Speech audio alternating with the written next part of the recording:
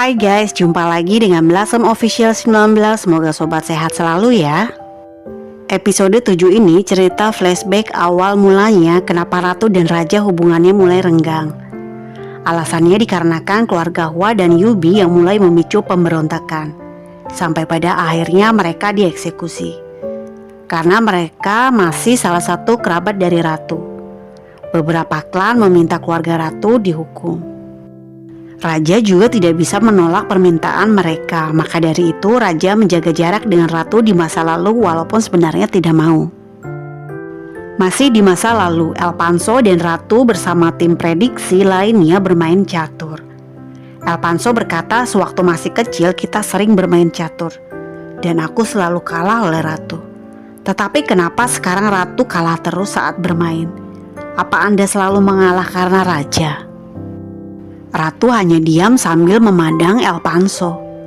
Saya minta jangan terus mengalah Ratu. Semua perkataan Elpanso dia masih mengingatnya.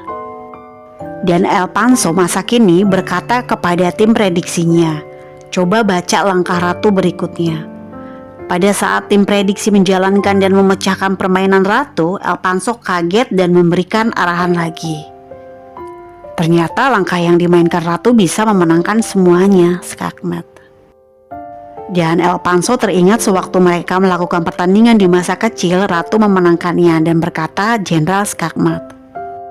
Dan ternyata Elpanso tersadar tujuan visi dan misi Ratu sama dengan Elpanso, yaitu membuat kerajaan baru dan Goguryeo baru di bawah kepemimpinan Ratu dan bukan Raja. Karena guys, seperti yang kita lihat, Ratu pada semasa menikah dengan Raja, Ratu hanya di balik layar melakukan prediksi dan bertukar pikiran dengan Raja dan Elpanso dan membuat strategi untuk Raja berperang. Sehingga Raja menang terus dalam pertempuran perang merebut wilayah dan Ratu menjadi pion. Tetapi sekarang Ratu tidak mau seperti itu. Ratu mau terjun langsung ke medan perang karena impiannya adalah menjadi jenderal perang.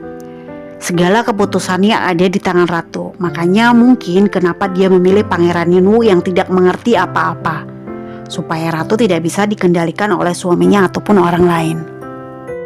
Elpanso dan pengawal setianya membakar semua penjaga-penjaga yang pernah menyerangnya yang sudah tidak selamat.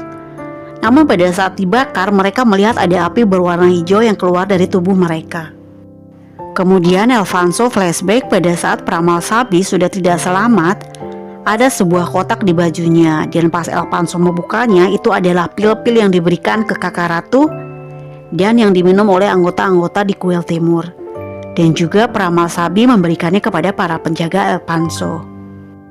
Jadi kenapa para penjaga setia Elpanso menyerang mereka bukan karena suruhan peramal Sabi, tetapi akibat pil Exelir ini yang mengandung merkuri.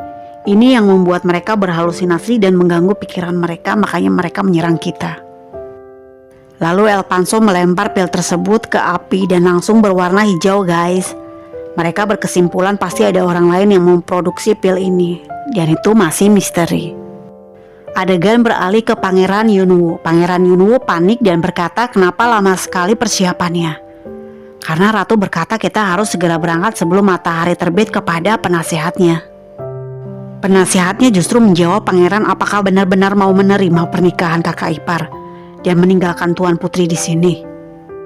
Kakak Anda Balki tidak akan tinggal diam kalau Anda menjadi raja. Sudah Pangeran, jangan dengarkan Ratu lagi. Cukup dengarkan saya saja seperti biasanya. Pangeran Balki sungguh menakutkan. Setelah mendengar hal itu, Pangeran Yunwu menjawab, ya udah deh kalau gitu aku aja yang urus sendiri kalau tidak mau bantu berpikir. Dan kemudian Pangeran Yunwu tidak menghiraukan penasihatnya lagi, sambil memanggil pelayannya dan mencoba memindahkan barang. Namun guys, mindahin aja gak bisa saking beratnya. Gak jadi, pangerannya terus jalan lagi, kocak. Penasihatnya ekspresinya bete abis guys. Mugol melapor kepada Ratu berkata semuanya baik-baik saja. Ratu menanyakan kakaknya di mana. Mugol menjawab aku menyuruh Mochi untuk mengawasinya. Mochi sedang mengawasi kakak Ratu, namun ketahuan guys. Kakak Ratu berkata ngapain di sini, cepat kamu bantu persiapan di sana. Kemudian kakak Ratu pergi ke suatu tempat namun dibuntuti juga oleh pengawal Ratu. Ratu berpikir terus tentang kakaknya. Kakaknya Ratu memanah para penjaga pintu gerbang dan mau keluar gerbang. Namun dihentikan oleh Ratu. Ratu marah dan berkata, "Kenapa harus kakakku sendiri bukan orang lain? Jawab aku, kenapa kamu mengkhianatiku?" dengan tegasnya. Sambil menangis, kakaknya berkata, "Karena seharusnya itu semua milikku. Seharusnya itu takdir aku. Pakaianmu yang mulia raja, semuanya seharusnya itu milikku," sambil berteriak, guys. "Apa aku salah aku ingin mengambilnya lagi?" Ratu menjawab dengan merayu raja, "Jadi itukah alasannya? Kamu tahu kakak, jika kamu tidak menyukai sesuatu, kamu akan menolaknya dan mengatakan tidak mau. Kemudian kamu ingin mengambilnya ketika itu menjadi milikku dan memintaku untuk menyerahkannya. Kamu selalu seperti itu kakak." Kakaknya menangis sambil tertawa. "Ternyata kamu sudah mengetahuinya selama ini, aku selalu merayu raja." Lalu dengan kemarahannya kakaknya mengambil panah dan mengarahkan panah tersebut ke Ratu. Melihat itu Ratu pun tidak gentar dan mengarahkan juga panahnya kepada kakak Ratu. Dan mereka matanya dua-duanya berkaca-kaca, guys. Ya guys, kakaknya melepaskan panah duluan dan Ratu pun menyusul. Namun kakaknya meleset tidak mengenai Ratu dan panah Ratu tepat mengenai dadanya kakak Ratu, guys. Dimana kakak Ratu langsung jatuh dan muntah blood. Walaupun sedang sekarat, kakak Ratu masih saja berkata, "Kembalikan semua milikku," dan kemudian tidak sadarkan diri. Ratu hanya melihat dengan tatapan tajam, kemudian pergi meninggalkannya. Dimana pelayan Ratu melihatnya dan shock sambil melihat terus ke kakak Ratu, antara mau menolong tapi tidak berani. Kemudian Ratu berjalan dengan keheningan. Penasehat pangeran kelima berkata, "Kami sudah cek, kami tidak mendengar kabar apa-apa dari yang mulia raja. Dan juga ada rombongan berkuda namun arahnya bukan ke istana. Sebenarnya apa yang terjadi?" Kemudian Go-Gesu memerintahkan kepada penasehatnya untuk mengirimkan pengintai kelima suku untuk mengetahui sebenarnya apa yang terjadi. Adegan Balkis sedang berpakaian rapi bertanya kepada penasehatnya, "Sudah ada kabar belum dari Noem Harimau Putih? Apakah sesulit itu menangkap seorang wanita?" Penasehatnya menjawab, "Belum pangeran." Balki berkata lagi, "Kalau Noem gagal menangkapnya, aku yang harus pergi sendiri untuk menangkap Ratu. Cepat persenjatai semua pasukan." Ratu sedang lihat persiapannya. Mochi dan Mugol menghadap dan memberitahu kalau Noem masih menunggu kita di hutan. Mochi berkata, "Pria-pria yang ada di sini begitu menyedihkan. Tidak ada yang bisa bertarung. Apa mereka dikutuk?" Mugol menyarankan kirim burung gagak Ratu ke istana supaya istana bisa datang membantu kita. Ratu menjawab, "Masih ada pilihan. Kita masih bisa keluar. Kalau meminta bantuan istana sudah tidak cukup waktunya." Pangeran meminta kirimkan pesan ke kepala peramal. Pada saat pesan sampai ke peramal, kepala peramal berkata, "Akhirnya di mana hari peramal Sabi meramalkan masa depan telah tiba. Pesan pangeran, kami akan segera menuju istana bersama Ratu." Kepala peramal berkata, "Mari kita berdoa untuk Pangeran Yunwu dan kita akan segera memasuki istana bersama pasukan kita. Rencana kita akan ke dermaga Feri. Walaupun rencana kita berhasil, mereka akan menangkap Anda sebelum ke dermaga." Ratu menjawab, "Aku yakin El Panso akan datang menyelamatkan kita. Aku hanya perlu sampai ke dermaga Feri itu saja." "Tapi Ratu, bagaimana Anda bisa mempercayai kepada El Panso bahwa dia akan datang?" Ratu menjawab, "Aku percaya dan yakin kepadanya dia akan datang menyelamatkan kita." Ya guys, benar. Ratu dan El Panso ini sepertinya mereka mempunyai telepati yang bisa membaca pikiran mereka masing-masing. Karena mereka sudah bersama dari kecil, sering bermain catur bersama, dan hanya mereka berdua yang paling jago dari antara yang lain. El Panso segera datang ke papan catur mencoba untuk berpikir keras membaca pikiran Ratu dan memprediksinya. Setelah memprediksinya, El Panso berkata, "Benar perkiraanku. Jika kita berperang, kerajaanku akan hancur. Yang tersisa hanya ada aku, kepala pendeta pangeran keempat, dan Ratu. Ratu ingin membuat kerajaan baru dan Goguryeo. Visi dan misinya sama denganku." Lalu Alfonso flashback lagi bersama Ratu pada saat masih kecil bermain catur. Alfonso pernah berkata, kenapa kamu tidak mengorbankan prajurit itu? Ratu menjawab, jika aku menyembunyikan raja dan hanya mengorbankan rakyatku, itu bukan menang namanya. Dan Ratu pernah bertanya, apa kamu di pihakku Alfonso? Dan Alfonso menjawab iya sambil menunduk. Dan Alfonso berkata dalam hatinya, maka aku akan membantumu Ratu. Lalu Alfonso bergegas keluar dan memerintahkan ke pengawal setianya untuk menyiapkan pasukan dan kita akan segera pergi. Pasukan Baki dan juga Pangeran Baki sudah memburu Ratu juga. Matahari telah terbit sementara Noem masih menjaga di depan pintu gerbang. Dia berkata, apakah kakak Ratu berhasil? Lalu keluarlah rombongan Ratu dan Noem mengejarnya.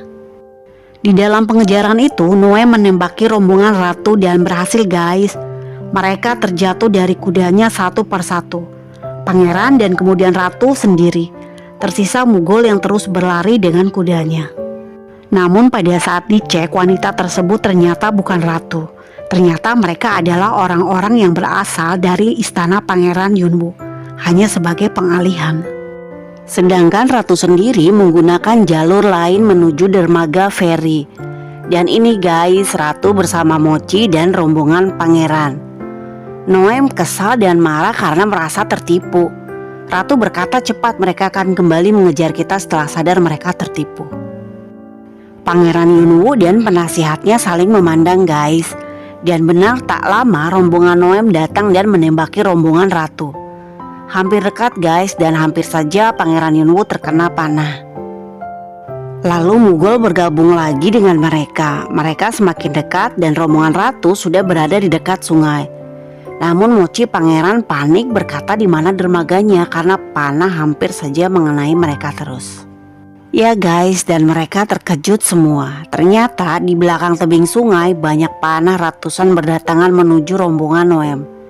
Di mana rombongan Noem roboh dan berjatuhan. Bendera kerajaan telah tiba. Ratu melihat Alfonso datang membawa pasukan, mereka semuanya bersyukur. Dan pasukan menembakkan panahnya terus kepada rombongan Noem atas perintah Alfonso. Beberapa kali ya, sampai pada akhirnya mereka bertarung menggunakan pedang. Ratu dan pangeran melintasi sungai untuk menuju ke feri dilindungi Mochi. Alfonso membantu Ratu naik ke perahu, setelahnya pangeran juga naik. Hanya tersisa Mugol bertarung dengan Noem. Mugol karena sudah lelah kalah oleh Noem. Lalu Ratu mengambil panahnya dan menembak Noem tepat di dadanya sebanyak 2 kali. Karena Noem kuat, dia hanya terluka dan rombongan Ratu selamat guys semuanya. Paila dan Noem marah berteriak hanya melihat kepergian Ratu. Rombongan Ratu pun pergi sambil melihat mereka. Di dalam perjalanan pangeran duduk karena shock guys dan ketakutan.